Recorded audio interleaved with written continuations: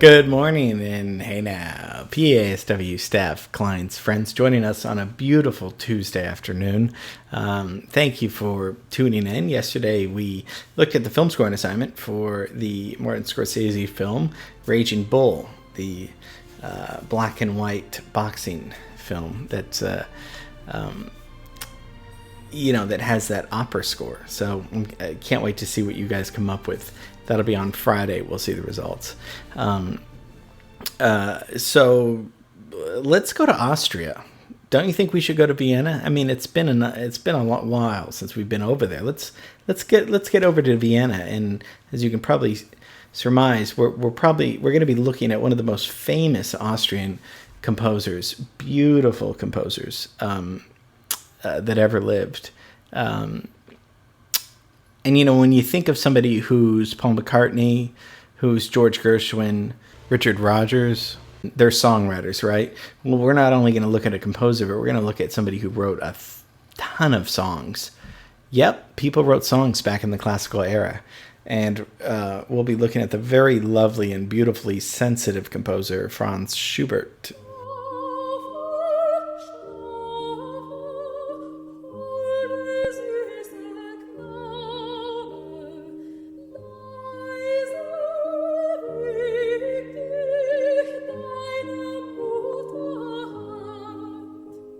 Schubert's born 1797, and then he dies 1828. So another example, he dies at 31. So, oh my gosh. But for 31, the amount of music he wrote was just amazing. Let's look at the timeline so you know visually what we're talking about. Schubert's really important for bridging classical, Beethoven, Mozart. That's mostly classical, and bridging that to the Romantic era. Because, as we know, Romantic is 19th century, middle to late 19th century. Before that, it's Mozart and Beethoven.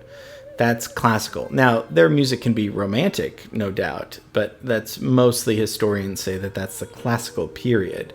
So there's classical elements, there's romantic elements in that classical music, but by the middle, with Wagner, Schubert, Tchaikovsky, it's for the most part very romantic classical music.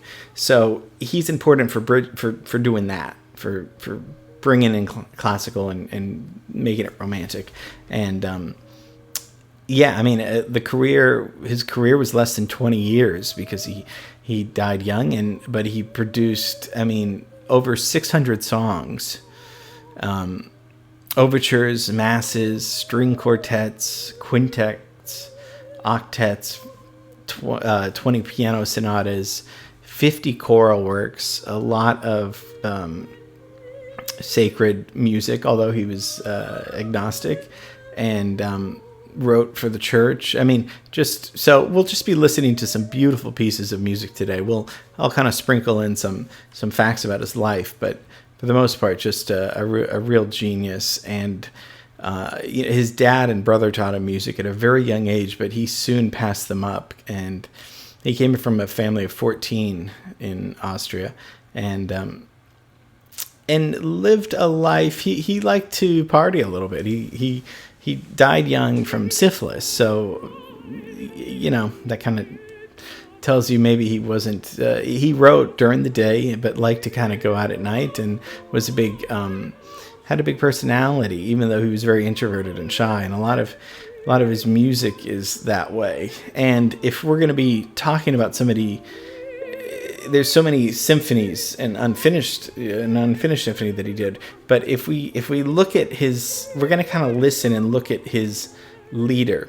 Now, Lied is a German song. That's what Lied means. Lieder are German songs. So if you hear that, that's just the term. And he's one of the most famous composers to write Lieder.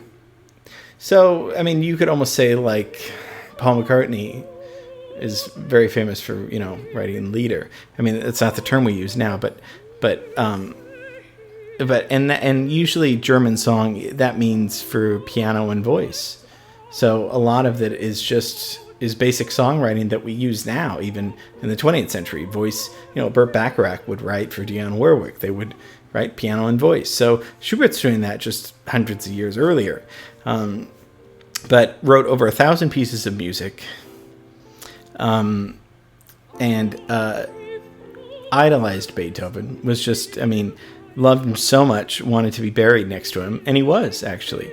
Beethoven died a year before Schubert, and but he ended up being buried next to him, and it's not known if they ever met. I think they were supposed to meet, but he might have gotten scared, Schubert. I'm not sure, but he did study. Schubert did study with Salieri, who is a real composer and great one in his own right. But as we've looked at in the movie Amadeus, Salieri is the villain, if you will. Mozart he's the one that kills Mozart. We all know that that's fictional, but he in real life, Salieri was a great composer. So Schubert studied with him. So although he liked to party, he wasn't a show-off, really. He wrote simple music, but clever, in a very clever way. And he would put it in the drawer, and just put it away and go right on to the next song. He was so prolific that he would literally sleep with his spectacles on, just in case he had to get up and hear something and write it down at night. And even towards the end of his life, he thought of taking composition lessons, although he was prolific in writing a lot, because he still didn't think he was good enough. He had that insecurity about him, that, a little bit of insecurity is good. Overconfidence means usually you're proving something, trying to prove something.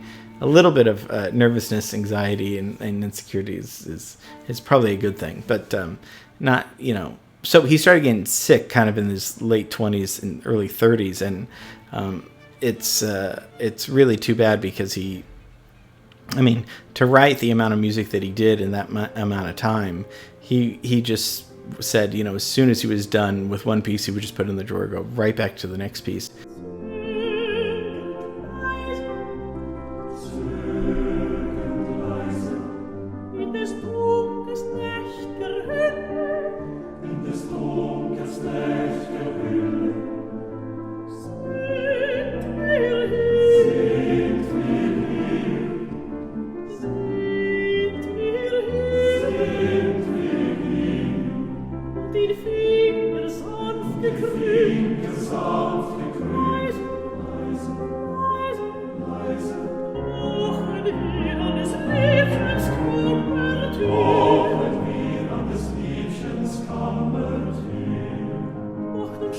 As you can hear, just the music is just so, it's just so beautiful. And you know what? It's so nice being with you, enjoying listening to you and sharing this kind of music. And we don't have to get in depth of, sometimes of, the chords or the theory of it. There's things that we could do that, but just to enjoy this music with you is very special, at least for me. So, Franz Schubert, and yes, the Ave Maria is a song that probably all of you guys know, played all the time. One of the most gorgeous pieces, and I sang a little bit of his music when I was in college. I had to do men's choir, and I hated every second of it. It was Monday and Wednesdays from 4 to 6, 4 hours a week for 2 years. It was a requirement. Composers had to do it. And I really dreaded it, because I was so busy, and it seemed like such a waste of time to spend 4 hours a week. There were so many other things to do, but I ended up singing a lot of great material and finding a lot of great vocal music that I never would have found, including two Schubert leader that I listen to all the time, and I'm so thankful, that I was in that and found those pieces. I would have never heard those pieces, and some of those pieces have changed my life, and I listen to almost every week or every month almost. It's just so that maybe that goes to show you, as much as we hate something, there is a reason for it to there's usually something good can be found from something like that.